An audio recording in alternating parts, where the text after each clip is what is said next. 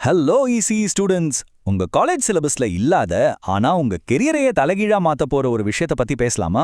TV engineer ஆகிறதுக்கான சரியான பாதையை நம்ம இப்போ பார்க்கலாம். யோசிச்சு பாருங்களேன், ஒரே ஒரு சின்ன லாஜிக் மிஸ்டேக், ஒரு கம்பெனியோட பல வருஷ உழைப்பு, அவங்க பேரு, அவங்களோட $1 பில்லியன் வருமானம் எல்லாமே காலி. இதுதான் இந்த துறையோட மிகப்பெரிய சேலஞ்ச். அப்போ இந்த மாதிரி $1 பில்லியன் நஷ்டம் வராம கம்பெனிகளை காப்பாத்துற சூப்பர் ஹீரோ யாரு? அவங்க தாங்க டிசைன் வெரிஃபிகேஷன் இன்ஜினியர், இல்லண்டா டிவி இன்ஜினியர். டெக் உலகத்தோட ஹைலி பெய்ட் டிடெக்டிவ்ஸ்னு கூட சொல்லலாம்.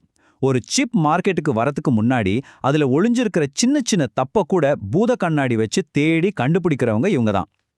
ஆமா, நீங்க சரியா தான் கேட்டீங்க. நீங்க ஒரு 3வது வருஷ ஈசி ஸ்டூடெண்டா இருந்தா நீங்க சும்மா இல்ல, ஒரு தங்க சுரங்கத்து மேல உட்கார்ந்துட்டு இருக்கீங்க.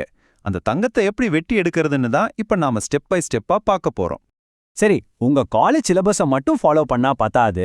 இண்டஸ்ட்ரிக்கு என்ன வேணுங்கிறத புரிஞ்சுக்க ஒரு மாஸ்டர் பிளான் வேணும். இதோ வெற்றிக்கான அந்த 5 ஸ்டெப் பிளான்.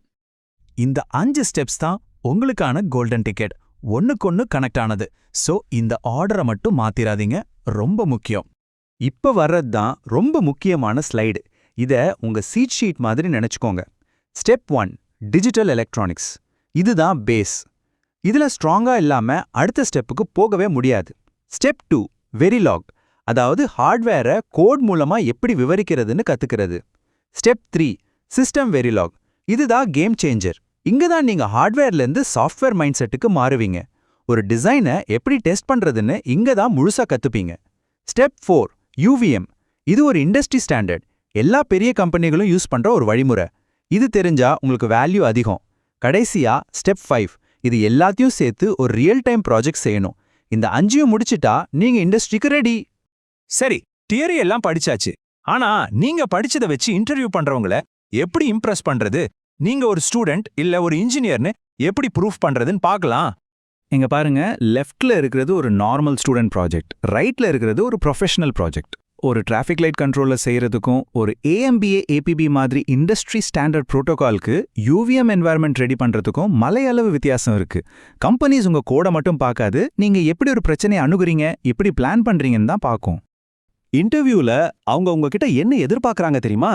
3 விஷயம்தான். 1, உங்க வெரிஃபிகேஷன் பிளான், அதாவது ஒரு வேலையை ஆரம்பிக்கிறதுக்கு முன்னாடி நீங்க எப்படி திட்டமிடுறதுக்குன்னு பார்ப்பாங்க. 2, 100% கவரேஜ் ரிப்போர்ட்.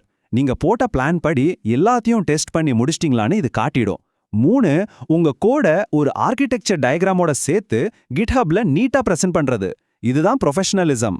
சரி, இவ்ளோ கஷ்டப்பட்டு படிச்சு ஒரு ப்ரொஃபஷனல் மாதிரி ப்ராஜெக்ட் செஞ்சா அதுக்கான ரிவார்ட்ஸ் எப்படி இருக்கும்? சம்பளம், வேலை, லைஃப் ஸ்டைல், வாங்க அதை பத்தி பார்ப்போம். இந்த ஒரு நம்பரை மட்டும் பாருங்க, 70%. ஒரு சிப் டிசைன் பண்ற மொத்த நேரத்துல 70% நேரம் அதை டெஸ்ட் பண்றதுக்கு, அதாவது வெரிஃபை பண்றதுக்கு தான் செலவாகுது. இதுல இருந்தே தெரிஞ்சுக்கலாம் டிவி இன்ஜினியர்ஸ்க்கு டிமாண்ட் எவ்வளவு அதிகம்னு. சிம்பிளா சொல்லணும்னா, டிசைன் பண்றவங்கள விட வெரிஃபை பண்றவங்களுக்கு தான் வேலை வாய்ப்பு அதிகம். ஆமாங்க, ஃப்ரெஷரா வேலைக்கு சேரும்போதே உங்க ஸ்டார்டிங் சேலரி வருஷத்துக்கு 15 லட்சம் ரூபாய் வரைக்கும் இருக்கும். இது ஒரு சூப்பரான ஸ்டார்ட் இல்லையா? அது மட்டும் இல்ல, உங்க கரியர் வளர்ச்சி ரொம்ப வேகமா இருக்கும். ஒரு 3ல இருந்து 7 வருஷ எக்ஸ்பீரியன்ஸ்லயே உங்க சம்பளம் வருஷத்துக்கு 35 லட்சம் ரூபாய்க்கும் மேல போகும். நினைச்சு பாருங்க. வேலை எப்படி இருக்கும்னு யோசிக்கிறீங்களா? ஃபேக்டரி ஷிஃப்ட்லாம் கிடையாது. நல்ல ஏசி ஆஃபீஸ், பிரீமியம் டெக் பார்க்ஸ்ல 5 நாள் வேலை. பெங்களூரு, ஹைதராபாத், சென்னை, நொய்டா மாதிரி பெரிய நகரங்கள்ல தான் வேலை இருக்கும். இன்டெல், ஏஎம்டி, குவால்காம், என்விடியா மாதிரி உலகத்தரம் வாய்ந்த கம்பெனிகள் உங்களுக்காக காத்துக்கிட்டு இருக்கு. ஆனா இந்த பாதை அவ்வளோ சுலபம்னு நினைச்சிடாதீங்க. ஒரு பெரிய சேலஞ்ச் இருக்கு. இந்த ஒரு காரணத்தால தான் 100ல 80 பேர் இந்த ஃபீல்டை விட்டே போயிடுறாங்க. அது என்னன்னு தெரிஞ்சுக்கணுமா? இதுதான் அந்த கசப்பான உண்மை.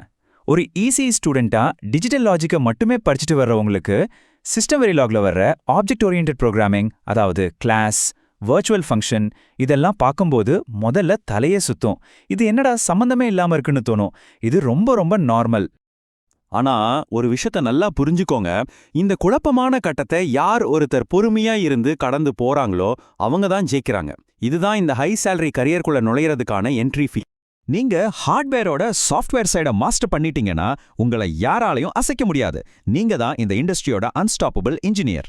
ஓகே, நீங்க எழுதின கோட்ல எந்த தப்பும் இல்லைன்னு வெரிஃபை பண்ணிட்டீங்க. சூப்பர். ஆனா நம்ம கம்ப்யூட்டர்ல இருக்கிற அந்த கோட் எப்படி கோடிக்கணக்கான நிஜ டிரான்சிஸ்டர்களா மாறி ஒரு சிப்பா உருவாகுது? அப்படி உருவாகும்போது அது ஏன் அதிகமா சூடாகி உருகி போகாம